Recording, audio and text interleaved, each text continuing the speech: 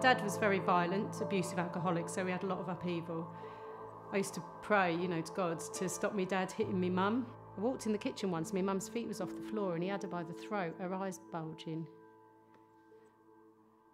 That's probably where it comes from. I'm always waiting for something to happen. When my mum left me dad, she took us to live in Liverpool and she left us in the care of them, mum and that animal, her father. I'd get on his lap and he'd put me on his groin and it was horrible. So I'd get off and he'd put me back and then he started touching me down below and he had these long fingernails. He stunk of that fairy soap. And my mum was never really there because she was working and she had evening school. I just wanted a normal family life. There was this little girl on a Channel 4 show. She used to sit with a clown. And I used to wish that was me because she looked safe. She looked happy. The world could see her. They knew who she was. I was like an orphan. That's what I felt like. I started self-harming at 8 or so. I was sitting at the bus stop and I said, if this next bus is not a number 6, I'm going to cut myself. And there was this broken Coca-Cola bottle and, yeah. But no one noticed or said anything. I started drinking when I was 9.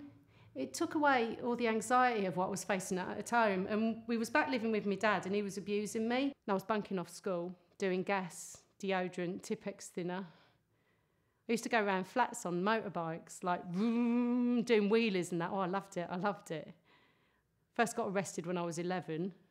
Thought what I've been through, getting arrested don't scare me. I'd be off me nut a lot, but it gave me confidence and didn't give a fuck what anyone thought of me. Really, I did, but I didn't. Do you know what I mean? I wanted to see how Jesus felt once, and I hammered a chisel through my foot. I didn't get right through to the bottom, though. And I'm saying all this, and I'm thinking it's fucking no wonder I'm fucked up. My first suicide attempt was 16. I found a load of medication in a cupboard and I ended up in hospital, stomach pumped, come to in intensive care and no one was there. They drugged me up. I didn't know what day it was. I was just vegetated. I was in there, I don't know how long, a few months. I had jobs over the years. I worked for the Royal Mail, British Telecom, reconnecting phones.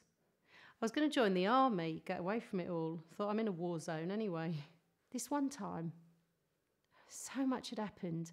I knew I was going to kill myself. I was driving round, plucking up the courage. Put the music up, put my foot down. I was coming down Goswell Road, zooming. It was a nice motor.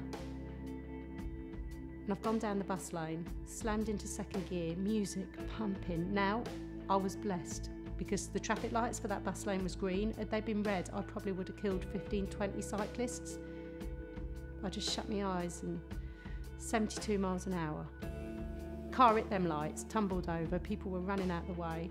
And the state of that car, you wouldn't believe someone got out of that alive. And I walked away with a scratch on my finger and I thought, I'm fucking still here. I lost my leg a while back because of medical negligence. I had double pneumonia and no one was listening to me. My mum overheard this doctor saying to a junior, local pisshead, probably got trapped wind under a rib cage. And I'm rolling around. I'll never forget that pain, excruciating here. And I was pleading, Mum, just get a gun, shoot me. They ended up having to take the leg off. What was happening to me? It's like I was put on this world to be abused. I got so much pent-up anger. And the police, the authorities, they need to hear this because they just view me as a fucking waste of space, just like my dad did. Do you know what I mean? People automatically judge me because I took drugs before, but I'm recovered now. I don't need to self-medicate. I still need the help of a couple of pills. Like my hands, they're red raw, because my blood pressure's so high, because I get so anxious, and that's how I am on a daily basis. It's horrible. I got raped within the first 3 weeks of being in a relationship. She stabbed me and pushed me down the stairs, and Louise from Flick, she was there for me. It might have been nothing to her, but it meant so much, you know. She's got empathy, understanding, and I don't feel like she's going to disappear, you know. I swear to God, if she wasn't in my life, I think I'd end it. She's my anchor. She's my lighthouse, she is. She brings me back to shore. She took my cat, my little boy, Prince, so I could go into rehab. I'd lost the will to live, and they'd been asking me for a long time, will you go into rehab? And I was like, I can't leave my boy. And I lived for him and he lived for me, and he was my pal. He's seen me tasered by the police, he's seen me carted off, and Louise took him till he died and she got him cremated. I think it was really unprofessional. When Prince was ill, she phoned me up and said, you've got to ring the vets and tell them to put him to sleep, because I went off me nut. I've been angry with Amir at times, but I've never known any member to ever retaliate with anger. All I've known all my life is when I open my mouth, it gets smacked shut. So when I do get something out to a worker, cringingly, I'm waiting for a bop, you know.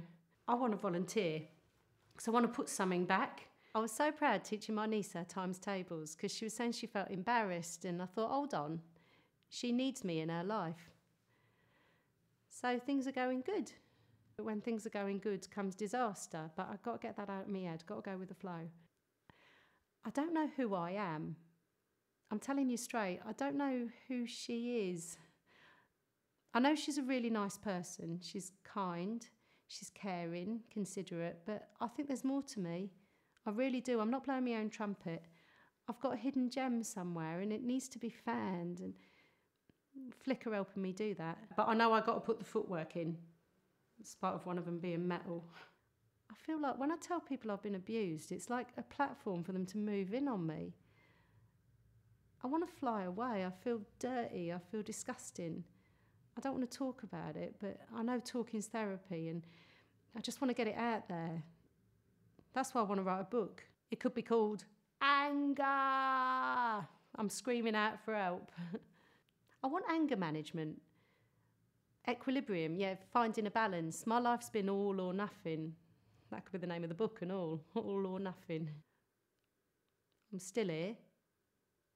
After everything I've been through, it's unbelievable. That could be the name of my first book.